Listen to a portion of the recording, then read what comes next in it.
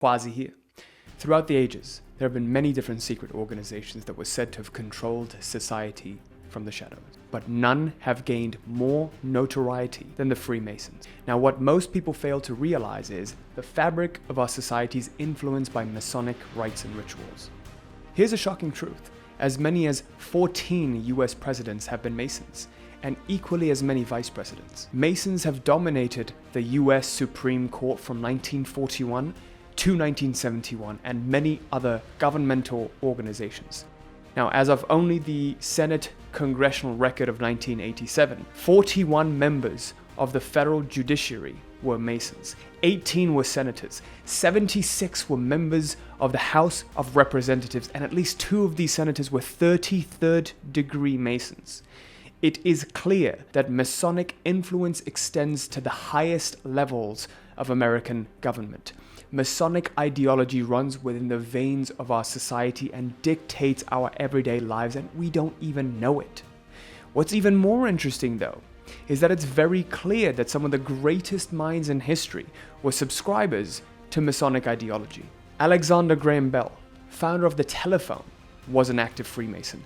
Henry Ford, the very first man to ever create an affordable car to the middle class, was a 33rd degree Mason. Isaac Newton, undoubtedly known as one of the greatest physicists of all time, was said to have had deep involvement in the very first Masonic lodge that was established in 1717. Finally, Albert Einstein, the father of relativity, was also said to have been a Freemason. What is it about Freemasonry that seems to not only attract the greatest minds in the world, but also produce them? Is there some form of a hidden Masonic teaching that they all possess? Access to a special force, perhaps?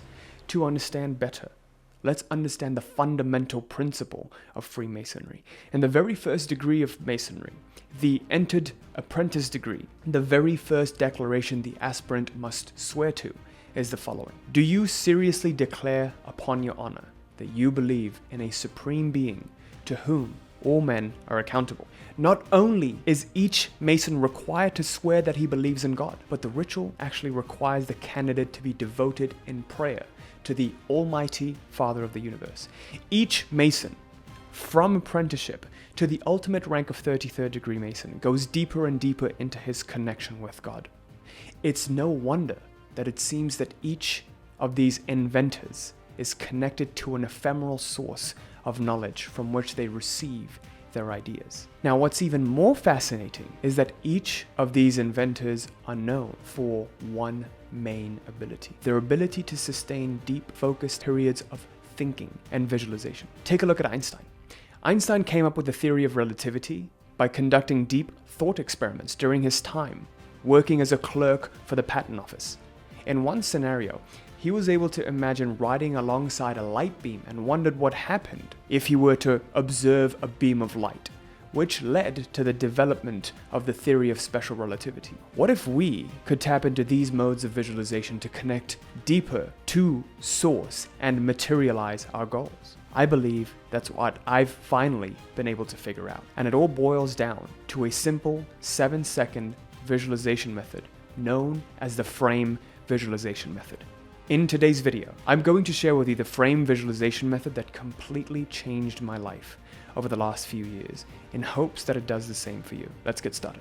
The very first thing that I would like to get started with is understanding one key influential person who has been at the forefront of Freemasonry, but this person has attained the highest degree of Freemasonry, and that is the Scottish Rite of Freemasonry, in which you can become a 33rd degree Freemason. Manly Palmer Hall was a 33rd degree Freemason, and he was primarily known for his extensive knowledge on ancient wisdom, ancient techniques and methods via which you can attain self-realization to become the best version of yourself and to really just create the life that you want in a conscious manner rather than suffer all of the misfortunes that have been attributed to you. So Manly Palmer Hall was notorious in doing this, but what's very interesting is when I went deep into my research, I found a monthly letter that Manly Hall used to send to his students. This letter in particular which shows the power of visualization, was from January of 1941. This letter is titled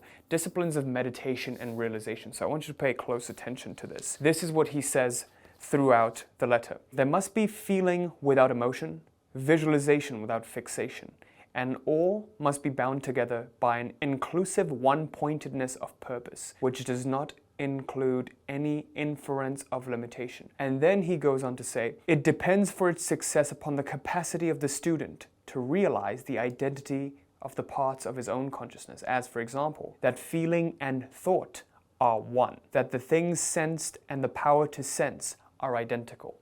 Herein lies the core purpose of visualization. Let's begin with what is the goal of this visualization. The goal of visualization is to attain heart and mind coherence. What do I mean by that? Remember what Manly Hall said. He said that feeling and thought are one. It's a thought-feeling unit. When our hearts and our minds come together, we're able to illuminate the frame. So if you imagine that your life that is unfolding right now is a series of still images, kind of like a film reel, and there's different slides within the film reel, and it's continually unfolding. At one particular moment, based on your thought-feeling combination, a particular frame is being illuminated. What illuminates the particular slide or the particular sliver of film reel, which we call a slide, the frame, what illuminates it is that thought-feeling combination.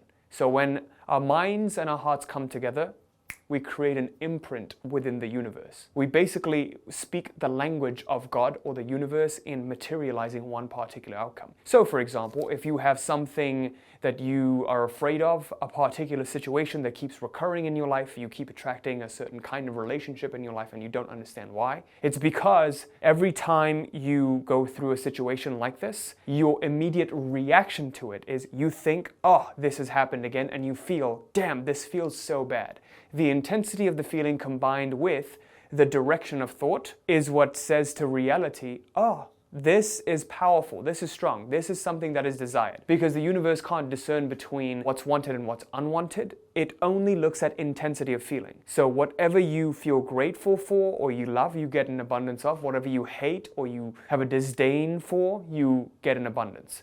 Unfortunately for us, we are more intense in our hatred rather than in our love. Okay, so this is the process that we have to retrain ourselves in so we can get more of what we want, stay more in these higher vibrations of love, peace, joy, gratitude, because when I started to become grateful for everything that I had, I started to get more things that I actually wanted because I was in the energy of gratitude. When you combine this with visualization, it becomes very, very powerful. So why does heart and mind coherence work so effectively? What I want you to do is imagine right now that you have a river, a body of water. The water, the substance itself, is the heart. But without direction, this water will spread out everywhere. But if you give it a channel, you direct it to a particular point, that energy will get directed to watering a particular set of plants until they grow. This is exactly what happens. The power, the substance, water, is akin to our heart and our feelings. And when we have a particular feeling that we feel strongly about and we direct it with our thought, the channels of this river are our thought. So for example, if I feel grateful for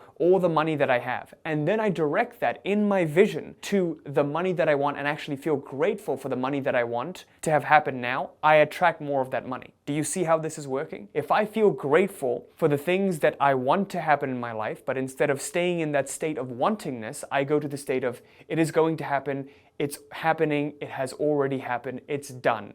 I feel grateful that I'm going to experience this when the time is right. I feel grateful that I'm experiencing this right now, and I bring that gratitude into this present moment. When I do that, I leave that imprint, I illuminate that frame, and this 7-second method is going to show you how to do that. So, what we're going to do is, moving forward, understand that this method of visualization, this protocol of visualization that I'm about to share with you at the end of this video, this actually relates to 3 different types of visualizations that we must do in order to create the life that we want. And this is the exact same thing that I did that took me from working that miserable 9-to-5 job, that full-time corporate career. I had an engineering job that I absolutely hated, to quitting it, replacing it with my own business, doing what I love, making these videos, getting paid to do that, being able to travel the world, meet the woman of my dreams, get married. I can confidently say I've been able to manifest the life that I've always wanted. It's beyond my wildest dreams. I'm incredibly grateful. I don't say this to brag, but just to show you what's possible. This was only possible through consistent application of these 3 types of visualizations. The first of which is goal visualization. This is where we begin. We begin at the end. When we talk about goal visualization, this is solely the focus on the end. In terms of goal visualization, when you focus on the end, the means present themselves. I want you to remember that moving forward. Anytime you don't know what the means are, you don't know how to get to where you want to get to, you have to get clear on the end first. You have to keep focusing on the end for a certain period of time. And by the end, I mean what happens after the thing that you want happens. So in my particular example, I knew that I wanted to get away from this job, but I didn't know what I wanted to get to, what would replace it. That's the means. I didn't know what the means would be. All I knew was I wanted to quit the job. Why? Because I wanted to avoid feeling the way that I was feeling. I wanted to avoid being burnt out and miserable and hating myself and regretting my life and just being bitter, turning 65 and then being able to retire then, only to experience my life then. I wanted to live life now. I wanted to have it all now. I didn't want to settle. So what do I want instead? Well, I wanted my life to feel like a continual vacation. I wanted to have the freedom to do whatever I wanted. And so I visualized every single night before bed and every morning what it would look like to have a life of freedom where I don't have a job. So for me in that vision, it was waking up with something online. I was really enamored with a laptop lifestyle then. So I visualized having a laptop lifestyle, working from my computer and earning money that way. And I visualized how good that felt. And I really felt those feelings. I felt that feeling of freedom. So all of my problems, all of my expectations, all of the things that I was worried about, they're all gone. It's a continual vacation. Focus on the end goal, and in particular, focus on what would make your life a continual vacation. After the thing that you've won, after the means have been fulfilled, what does life look like? What does a day in the life look like? Visualize that. And the goal is, and I'm going to elaborate on this in the protocol, you visualize this before bed, first thing in the morning, 7 to 15 seconds. Okay? It's a short visualization. And I'm also going to explain to you why short visualizations are actually more effective than the long visualization where you try to visualize for 30 minutes to an hour. Short, frequent visualizations are actually better than one long visualization. Okay? And I'm going to explain to you why that is from my experience. That's the first part, goal visualization. When I visualize the goal enough, okay, at first I just needed to allow myself to daydream. Daydream every single morning, every night before bed. Once you do that enough, and there's this thing in your subconscious mind called the RAS, the reticular activating system. Once you focus on the goal, the mind is focused on the goal, your whole being becomes attuned to that goal, kind of like a heat-seeking missile. Fire! Your RAS is programmed with the goal top of mind, and it filters out everything that doesn't serve the goal, and it lets in everything that does serve the goal. And in my particular instance, I started to attract friends in my life who were living the laptop lifestyle. Two of the friends that I had that I talk about on this channel, my friend Raphael and Arlen. And they were 18, 19 at the time, and they were traveling the world, making money, 10K a month, which back then was a shit ton of money for a 20-year-old. They could do whatever they wanted. They had complete freedom. They had what I wanted. And so I looked at what was common among both of them, and it was that they had an audience. They had an audience on YouTube. So I had the idea to start up a YouTube channel, but I didn't know how I would monetize it. I just visualized starting up a YouTube channel, which then brings me to the second kind of visualization, process visualization, which is very little talked about. Process visualization is essentially the focus on movement towards the goal. So when you focus on the movement towards the goal, the movement occurs. This is more of a static visualization. The goal visualization is only effective up until you know what the process is that will lead you to the goal. 100% of your time is spent on visualizing the goal. People just don't have patience with this. It takes some time. You need to have some patience with this. You can't just do it for a couple of days or a couple of months and be like, I'm done. You have to keep visualizing it because goal visualization expands the limit of your comfort zone. My current comfort zone was I only understand 9 to 5. I don't understand anything else. And I'm not willing to act out of my comfort zone. And I keep making excuses to make me fall back into my comfort zone. So what you want to do is keep visualizing the goal until you have an insight into the process. And my insight into the process was, just start a YouTube channel, dummy. Just do that. Stop overthinking it. Because I had a ton of other ideas. And by the way, you're going to test a ton of other ideas. I tried to go into trading, do drop shipping. I tried to look into that, and I was like, this does not resonate with me at all. None of these resonate with me. Starting a YouTube channel though, it's totally up my alley. You know, sharing, teaching, coaching, being a public persona, if you will, like talking on camera, that totally resonated with me at the time. So I visualized what it would be like to start a successful YouTube channel. I visualized myself starting a YouTube channel. This is more of a dynamic visualization. This is more done throughout the day, not morning and night, throughout the day, before you step into the task. So before I stepped into the task of starting up a YouTube channel, I would visualize myself starting up a really great YouTube channel. I would visualize myself making really successful videos and people really enjoying the videos. And I visualized this every time I did that task. And I did this for a whole year. And I still had no clue how I would make money from this YouTube channel. For all I knew, I would maybe sell merch or notebooks or something and then try to make my 20K a month, because that was my dream number at the time, which is if I could make 20K a month, I could do whatever I wanted and have the life that I wanted to have. That's what I visualized. And when I visualized that, what happened was movement towards the goal actually happened. One day, a lady reached out to me saying, hey, I would like to pay you $200 for email coaching for 3 or 4 emails. Would you be interested?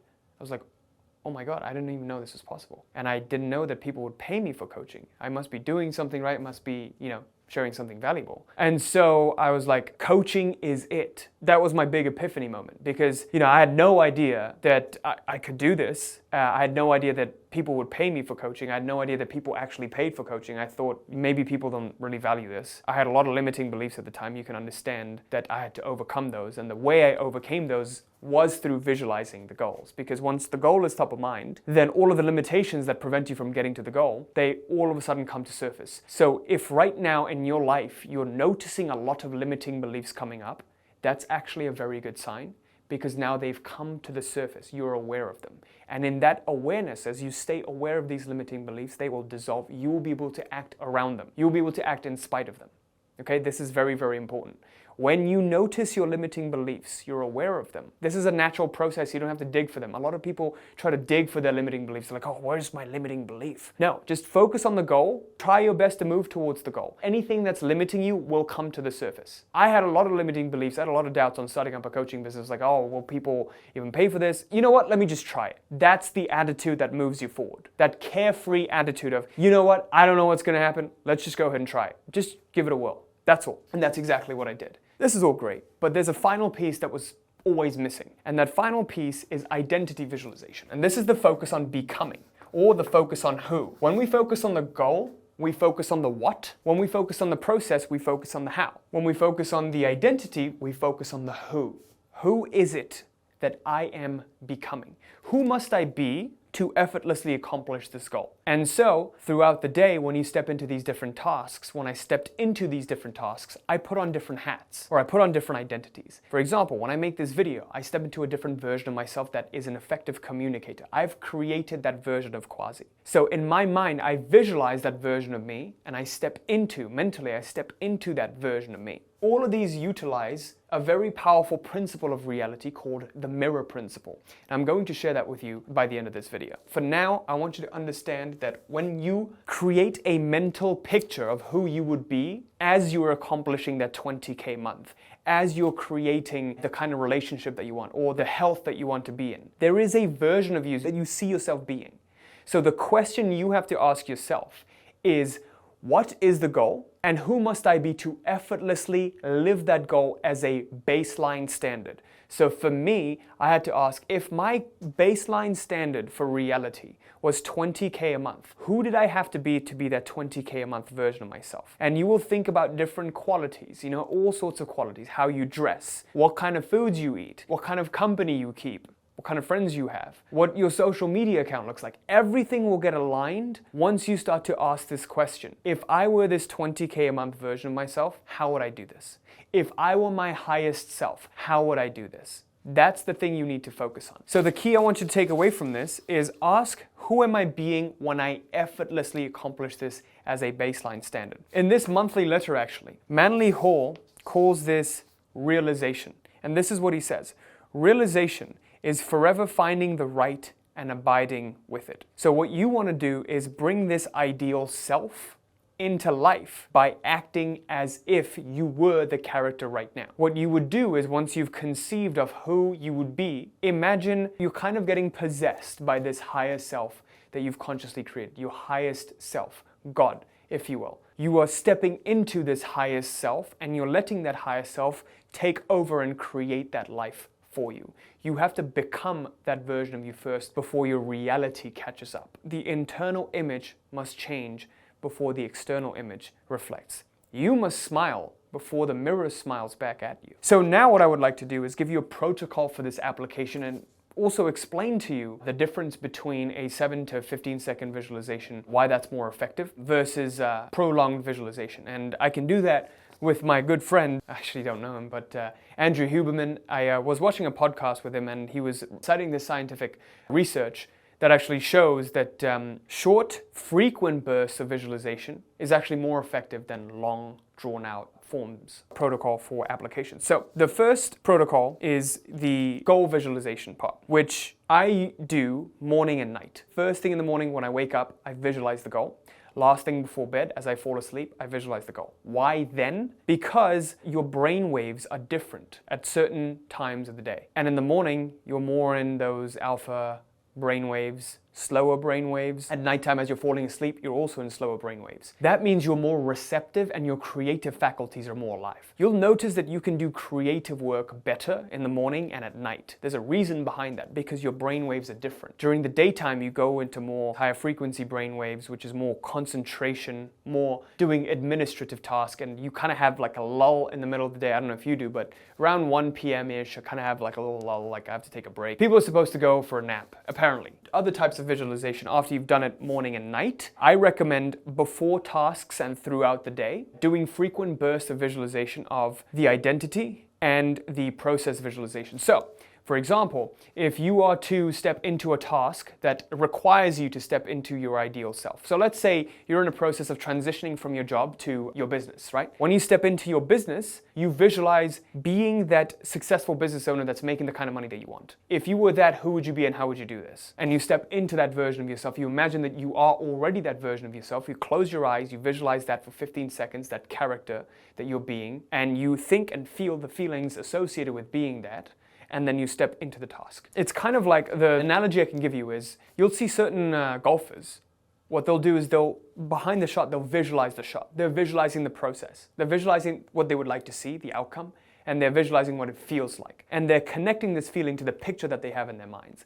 And when they step to take the shot, they forget all about that. So when you step in to take your shot or like do the task, just do the task. You've done all the work beforehand behind the task. So imagine you're a golfer and you step behind the task and then you make an intention. And that intention is, I'm stepping into this version of myself. This is what the excellence in this task looks like. I'm creating a masterpiece. If you do this for the next 40 days or so, you're immediately going to start seeing results in your life. I can confidently say you're going to see some big changes in your life happening. So you might be asking now, like, okay, if I want to transition from one lifeline to another, in my instance it was from the 9 to 5 to the full-time job, who should I be in my 9 to 5 or in my corporate career or in the life that I want to switch away from? Well, that's a really good question, because the answer to that is you would still be your ideal self. So for me, I ask, if I were my ideal self that's a successful business owner, but I had to do this job while I transition out, how would I do this job?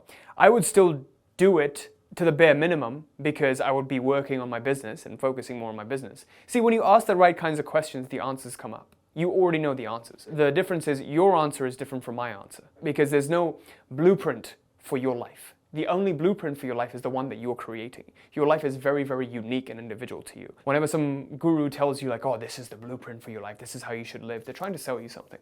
There is no blueprint for your life. There are principles via which you can live, and I try my best to share these principles so you can apply them, but the nitty-gritty decisions of your life are the ones you have to make. One success story I'd like to share with you is one of our clients, Lars, actually applied this. He has a chiropractic business and has an online counterpart to this business. And when he joined us, he was very, very burnt out, and he was making around 60 to 80K a month in revenue in his business. After, I believe, 4 to 6 months of working with us, he went from that, being burnt out, not being able to spend time with his family, feeling guilty about that, and his 2 daughters, to, in Jan of this year, he did his first $200,000 month, a record month, while working 70% of what he used to work, which allowed him to spend more time with his family. And when asked, like, what allowed you to do this, he credits it all to vision work, right? Vision work being visualizing morning and night, focusing on that goal that he has, and just staying with that goal and trusting that that goal is being unfolded and stepping into that ideal version of himself. He's very, very confident he's going to have a record year this year. I'm really proud of him. I'm really excited for him. But that's the testament to what's possible through correct application of these principles, which is the combination of these 3 types of visualization, but at the same time knowing when to do it,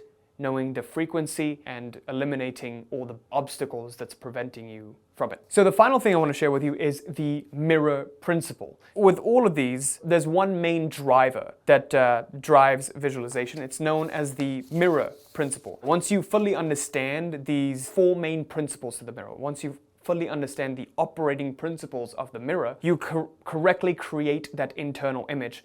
The external world has no choice but to reflect it. And I want that to be possible for you. I actually created a short movie with access to a course that will allow you to implement this. It's completely free for you to access. All you need to do is click here to access it. It's going to take you to a page, ask for your email and stuff so we can send it to you. Go there if you haven't seen it. We talk about the mirror principle and the principles of the mirror principle, the 4 main operating ones. I'm looking forward to seeing you in this next page in the movie right now.